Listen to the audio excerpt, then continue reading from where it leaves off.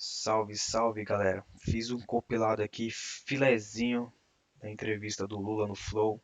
Bora pro vídeo. Não esqueça de deixar o seu like, hein? Ajuda muito o canal. O canal de cortes deu uma mudada. YouTube tá desmonetizando. Vamos tentar voltar, hein? Assiste até o final e bora pro vídeo. Cara, Lula, eu tava assistindo esse último debate que teve aí no da Band, ali, um formato diferente e tal.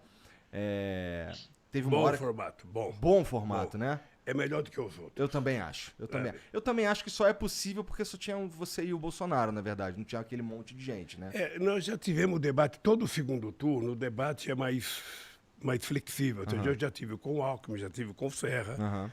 É um debate melhor, porque você tem 1h30, você e o teu adversário. O problema de debater com o Bozo é que ele é um mentiroso compulsivo. Tá porra. É um negócio impressionante. Eu pensei que o Maluf que era mentiroso, porque eu faço política há 50 anos. Todo político é mentiroso, Lula. Não, não é verdade. Não é verdade. Veja, deixa eu lhe falar uma coisa. É que se cria uma imagem do político que causa prejuízo à política.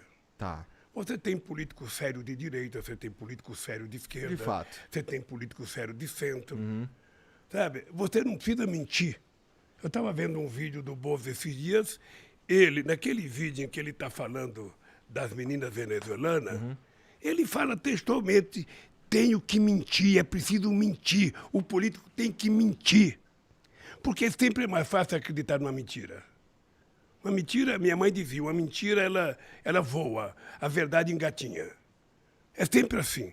Mas eu acho que você tem muitos políticos no Brasil que não mentem, que são pessoas sérias, sabe? Só para você ter ideia, todos os deputados que tiraram nota 10 na Constituinte, todos os deputados não se reelegeram. O cara foi nota 10 de prestar serviço à sociedade, era medido a nota pelo que o cara fazia pelo povo trabalhador. Sabe, os deputados que tiveram nota 10 não se elegeram, cara. E a que tu atribui isso? Porque significa que o povo não presta muita atenção, sabe, no exercício do mandato e muitas vezes a imprensa, ela desinforma, ela julga todo mundo. Ou seja, quando ela fala o Congresso não trabalha, ela não diz quem trabalha, ela coloca todo mundo no mesmo caixote. Sim. E isso vai cometendo equívocos, erros e as pessoas vão tendo uma visão deturpada. O Ulisses Guimarães dizia, toda vez que a sociedade quer mudar o Congresso e fala que vai mudar, ele muda para pior. A quantidade de gente que entrou no Congresso nesses últimos 4 anos foi muito pior, cara. As pessoas mentem descaradamente, sobretudo depois da internet. Essa tal de fake news, ela é um liberou geral para o cara que não presta, para o mentiroso. Você não tem eu quero noção. conversar contigo Você não sobre tem fake noção do que é news. isso. Você não tem noção. Eu lembro que teve aquele assunto lá de mamadeira de piroca, teve umas coisas absurdas assim. Essas coisas absurdas que eles inventam todo dia, não tem critério. Eles são capazes de dizer que você nasceu mulher e depois vira homem. Eles são capazes de dizer que vaca voa. Eles são capazes de dizer que cavalo tem chifre e boi não tem. Qualquer mentira não tem tamanho e não tem hora. É uma verdadeira fábrica de mentir a campanha do Bolsonaro. Eu tenho uma coisa, ô Igor, que eu aprendi a fazer política ainda quando eu estava no movimento sindical. Então, você tem um discurso mais ideológico, um discurso mais em defesa das coisas que você acredita, mais em defesa da melhoria dos trabalhadores e tal. Você defende programa de governo, eu quero ser presidente porque eu quero fazer isso, quero fazer aquilo. Não, hoje não tem mais, cara. Isso também Hoje é não verdade. tem mais. Hoje é o seguinte, é mentira atrás de mentira e você passa o tempo respondendo. E como Você é que tu pa- lida com isso sem, assim, você tá dizendo Olha, basicamente que a campanha do Bolsonaro é baseada em mentira, mas assim, você também falou que ninguém mais está prestando atenção em plano de governo e tudo mais. Como é que tu lida com isso? Veja, deixa eu falar, não só a campanha é com base na mentira e das piores mentiras, da coisa mais perversa que você pode imaginar, como o governo dele é uma mentira. Ou seja, já foi patenteado, divulgado, de que ele mente quase 8 vezes por dia. O cara levanta 1h da manhã para contar mentira na Agora, internet. recentemente, né? Ele levantou 1h da manhã para tentar corrigir a maluquice que ele fez de ir na casa das meninas que prestam serviço, que trabalham, sabe, para achar que elas estavam, sabe, fazendo qualquer coisa errada. Ele foi lá com segundas intenções e depois percebeu a bobagem que fez, então resolveu acordar 1 hora da manhã desesperado e dizer que o PT que é o culpado, que o PT não sei das contas. Ele, hoje... Ó, é difícil realmente defender aquilo ali que aconteceu e tal, mas você não acha também que é um... Assim, ó, pelo amor de Deus, assim, todo mundo, quem me conhece sabe que eu não sou bolsonarista, sabe também que eu não sou petista, e eu tô tentando ter uma conversa, assim, franca contigo. Então, ó... Eu quero sair daqui tentando ganhar o seu voto. Quem O voto sabe? é sigiloso, porra. Quem sabe? Eu não tenho que falar pra ninguém. Verdade. Mas, ó, eu acho que às vezes existe um exagero, e assim, falando especificamente do Bolsonaro, que, porra, tu realmente acredita que ele é pedófilo? Assim, tu acredita que ele é pedófilo? Eu não acredito que ele seja pedófilo. Deixa eu lhe falar, ele se comporta como se fosse. Tá. O tratamento que ele dá às mulheres. Você veja uma coisa, ele vai terminar um mandato de presidente. Ele nunca reuniu. Parando aqui, Lula foi diretamente contra o Bolsonaro, não mediu palavras e tá brabo. Nenhum agrupamento de organização da sociedade. Nem favelado, nem trabalhadores, nem sindicato, nem mulher, nem negros, nada. Ele vive por conta de alimentar os milicianos dele de mentira, porque ele tem um exército poderoso de divulgar mentira. E ele vive disso. O comportamento dele agora, o comportamento, no caso das meninas da Venezuela, é o comportamento de um pedófilo. E ele percebeu isso. Por isso é que ele ficou apavorado e tentou se explicar o mais rapidamente possível. Sabe, agora à noite, eu não sei se você viu, tem uma nota do partido do PP, em que a direção do PP diz que, sabe, Eu vi essa nota. ele pensou que era umas Mas meninas... o que é interessante é que, assim, ele falou isso, acho que em 2 oportunidades, ao vivo, sabe? Assim, eu acho meio um tiro no pé, não sei. É porque, que nem o lance de virar jacaré. A galera pegou, o Bolsonaro falou que se tomar vacina você vai virar jacaré. Não era exatamente isso, né? Ele tava meio que falando ali que não sabia qual que eram as paradas. Ninguém de boa fé acredita que ele falou mesmo que as pessoas vão virar jacaré. Não, deixa eu te contar uma coisa. Ele fala isso ao vivo na televisão e no rádio, ele não mede as consequências. Bom, isso é verdade. Quando dá caca, é que ele então tenta te explicar, porque aí vem o pessoal da política e falou, cara, você tem que pedir desculpa, você tem que inventar qualquer coisa. Mas ele tem uma propensão de falar bobagem. Bom, eu não Tem uma consigo- propensão de mentir. Aham. No debate da Bandeirantes, o que eu acho engraçado é que antigamente a gente dizia, porra, o cara mente nem fica vermelho. O Bolsonaro mente descaradamente, sabe, de coisas mais absurdas que acontecem, e ele tenta passar aquilo como se fosse verdade. Ele tem uma rede poderosa de robôs, em que ele consegue fazer com que essas mentiras cheguem a todo mundo em tempo real, e daqui a pouco você está se explicando, tem que ficar se explicando, sabe? Eu já tive que lidar com robô mesmo. É uma coisa delicada, sabe por quê? Eu pelo menos, não estava acostumado a fazer política assim. Eu fui candidato contra o Collor, eu fui candidato contra o Fernando Henrique Cardoso, eu fui contra o Serra, contra o Alckmin. Ou seja, é uma coisa civilizada que você discute o Brasil. Você vai para a televisão para defender o teu programa. Eu quero propor isso para o Brasil. Sabe, com ele é impossível. É impossível. Ele não teve programa em 2018 e não tem programa agora. Sabe, e ele vive de mentira. Ele vai contando as mentiras dele, vai contando a mentira dele. E na rede social é uma contradição, porque a imprensa escrita costuma provar as mentiras dele. Mas na rede social... ele faz um ato com 5 pessoas, filma só a cabeça das 5 pessoas e fala que é uma multidão. Sabe? É isso, disso que ele vive, disso que ele se sustenta. E eu fico triste de saber que muita gente no Brasil se deixa enganar por isso. Sabe? Tem coisa que eles falam que não tem cabimento. Ah, o Lula vai fechar a igreja. Já ouviu falar isso? Também acho que não tem nenhum cabimento. Deixa eu te contar, Mas fui pra eu... mim é parecido com o lance do virar jacaré. Cara, entendeu? deixa eu te contar, fui eu em 2003 que sancionei a lei de liberdade religiosa nesse país.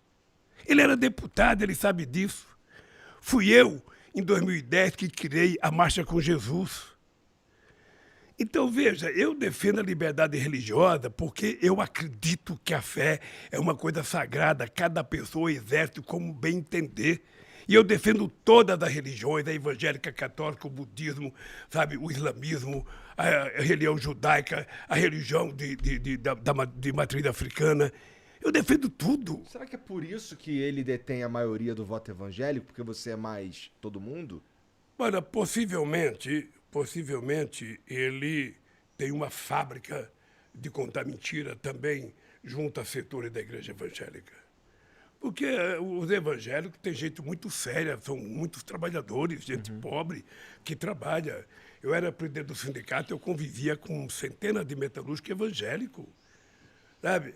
Agora, o que a gente tem lido na imprensa todo dia, tem lido em imprensa brasileira e estrangeira, é de determinados pastores que funcionam como se fosse, sabe, um candidato ameaçando as pessoas, ameaçando, dizendo que nós somos contra a religião, que nós vamos fechar a igreja, que quem não votar no Bolsonaro vai não sei da conta, sabe?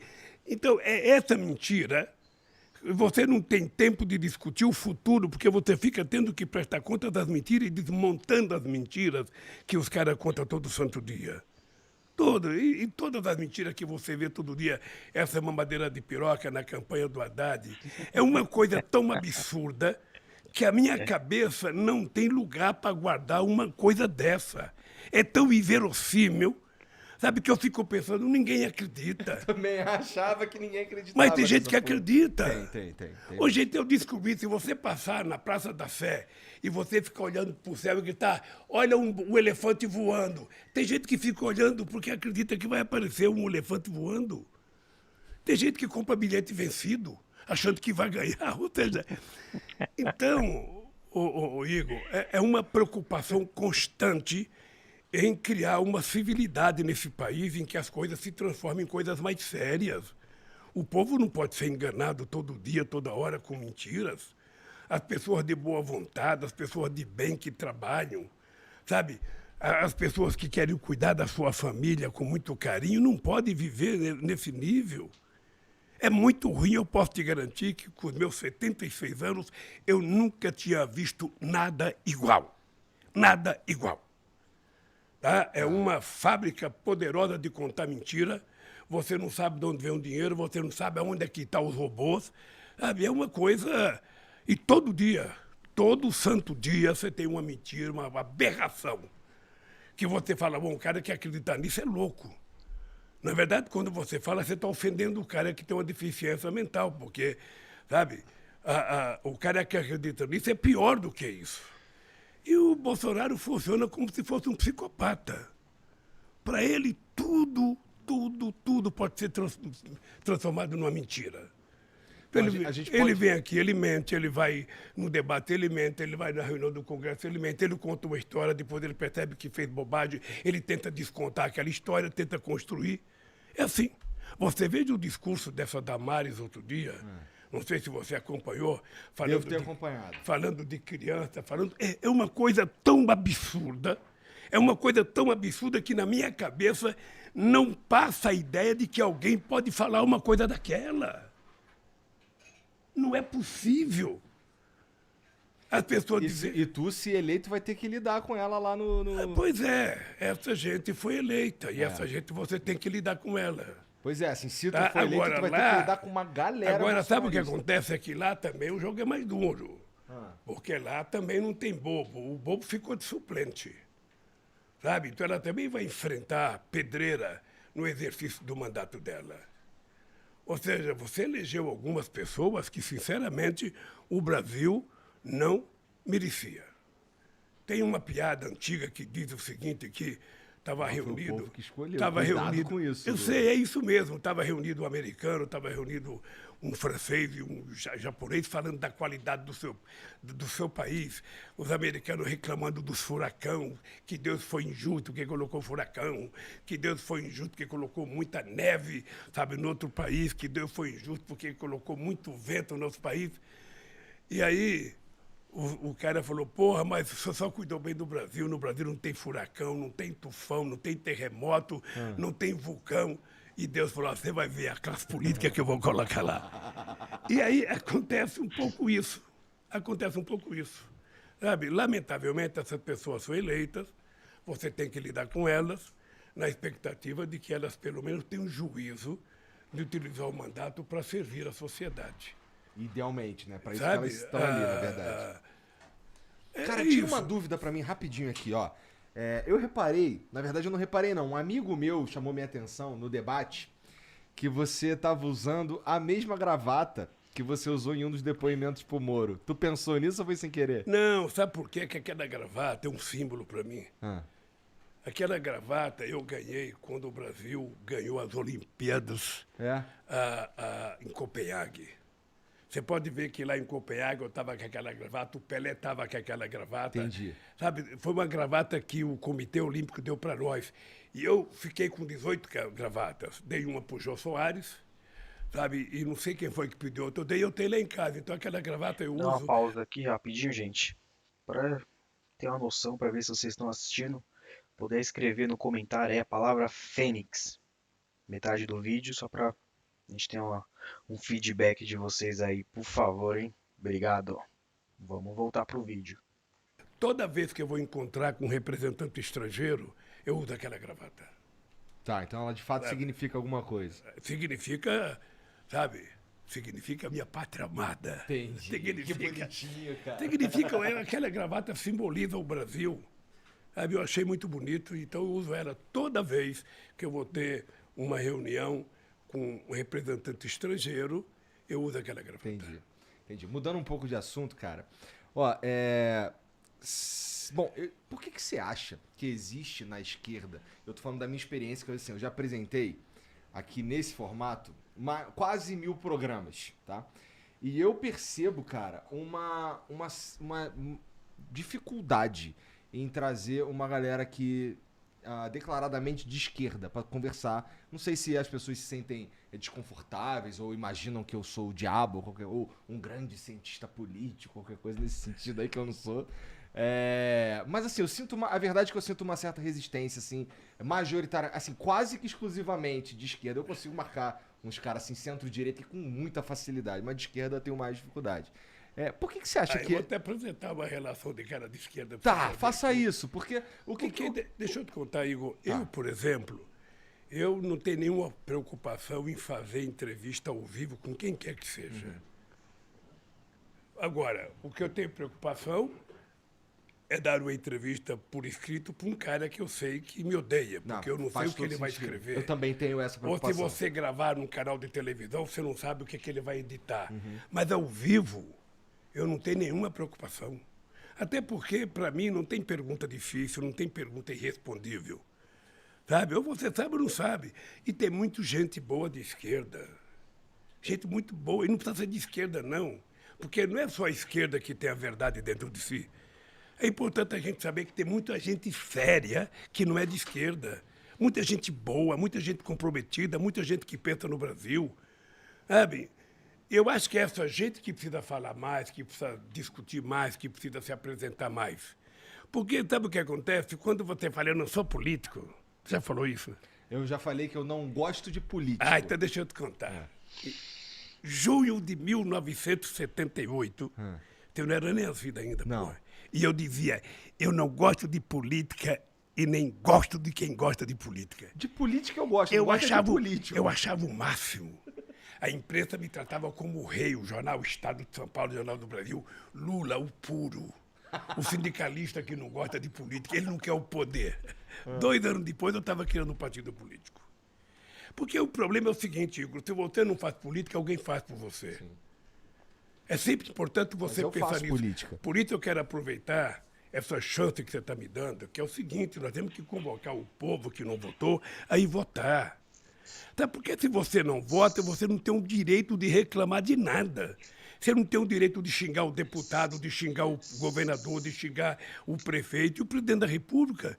Então, se você votar confiando no programa que ele te apresentou e ele não cumpriu o programa, você pode passar na rua e xingar o presidente. Não xingar de palavrão, mas xingar, sabe, de traidor, de traíra, de qualquer coisa, sabe?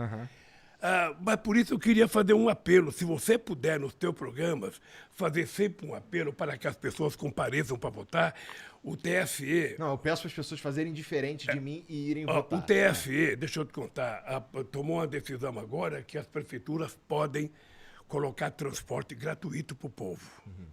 Sabe, porque é muito importante, o transporte está caro e uma pessoa que mora aqui na Zona Leste, se ele tiver que votar em outro lugar, ele não tem dinheiro, cara. Então, o que tem dar um dia de transporte para o cara viajar para ir votar? E se você não vota, Igor, vote, cara. Levante Eu não de voto manhã. desde 2012, Mas deixa cara. eu te falar, levante de manhã e fale, eu vou cumprir com o meu dever cívico. Mas é que eu não acredito em vocês, Eu vou cara. assumir. Você tem que acreditar, cara. Sabe por quê? É uma pausa aqui que o Igor falou que não acredita na frente do Lula. Esse é o bicho mesmo, viu? Parabéns, hein, Ligão? Ou você acredita ou você vira político. Porque quando você não acredita em ninguém, você tem que saber o seguinte: que político bom que você quer? Talvez seja você. Quem sabe nem só acho que eu você sirvo pode pra isso realizar também, o que você quer que os outros realizem.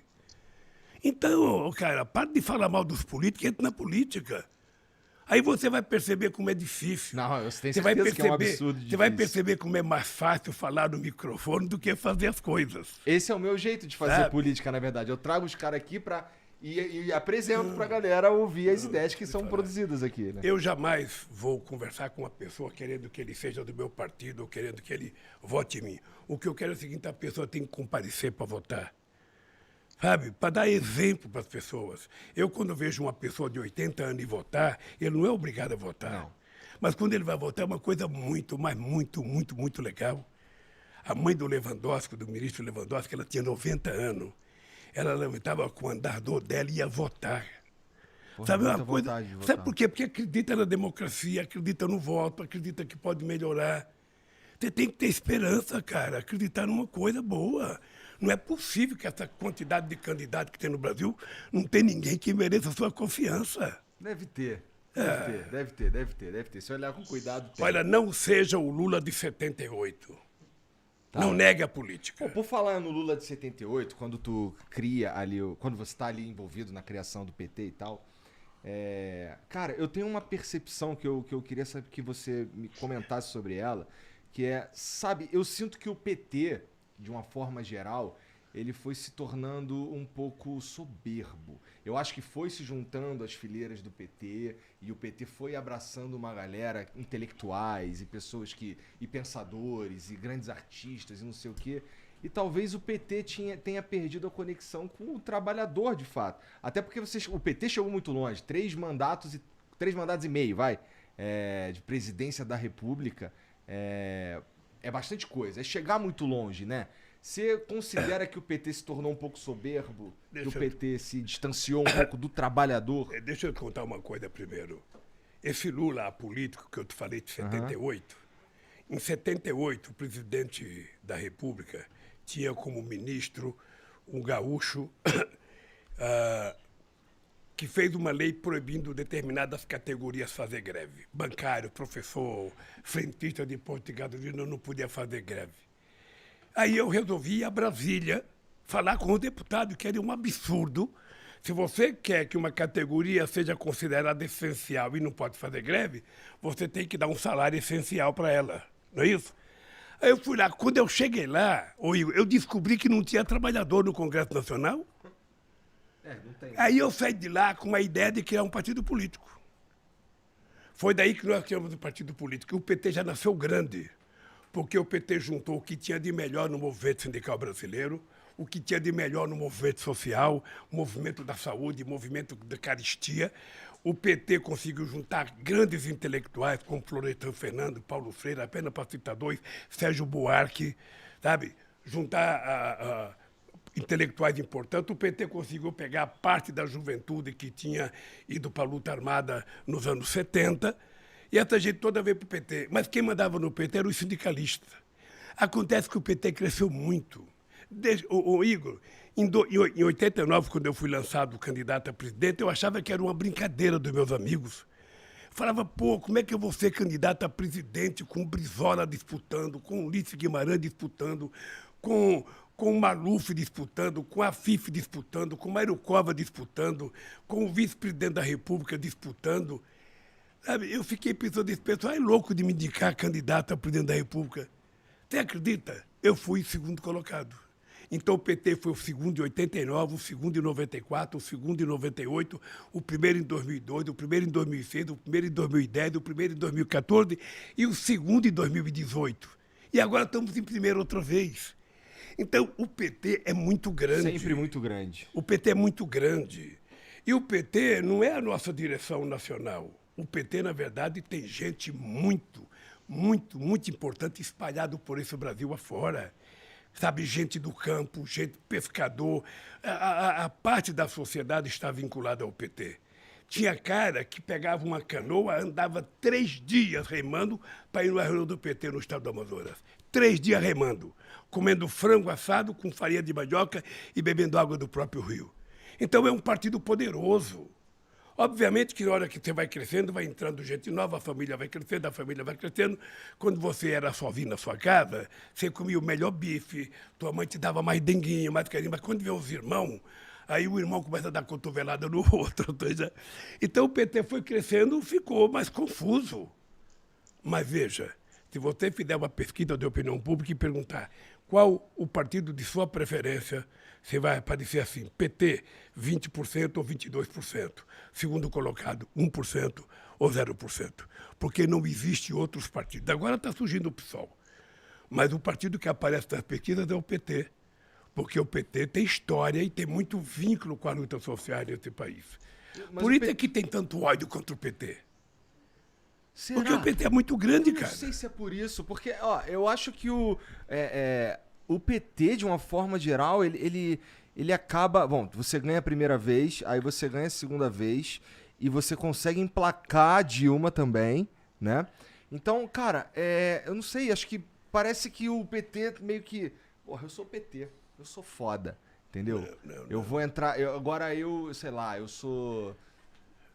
Foi uma parada que eu acho que tem a ver, talvez, com o que o Brown falou naquele comício. Pô, tem que voltar pra base. Tem que falar com os caras que tá aqui no Capão Redondo e o caralho. Obviamente que isso aconteceu. O partido cresceu e o partido se afastou da sua base originária, também porque a base operária que criou o PT ela já não existe mais como existia nos anos 80. Eu, quando era presidente do Sindicato de São Bernardo, nos anos 80, a Volkswagen tinha 44 mil trabalhadores. Hoje tem 7 mil. Então, também o mundo do trabalho não é mais o mesmo. Então, mudou. Mudou a base do PT. E o PT sabe que eu faço muita crítica. Eu deixei de ser deputado em 90, porque tem muita gente que achava que só mandava no PT que era deputado. Só tinha importância no PT que era deputado. Eu resolvi deixar de ser deputado para provar que eu ia continuar tendo importância no PT, mesmo sem ser deputado. Trabalhando, viajando o Brasil. O cara, quando morreu o Chico Mendes, eu estava em Cabo Verde.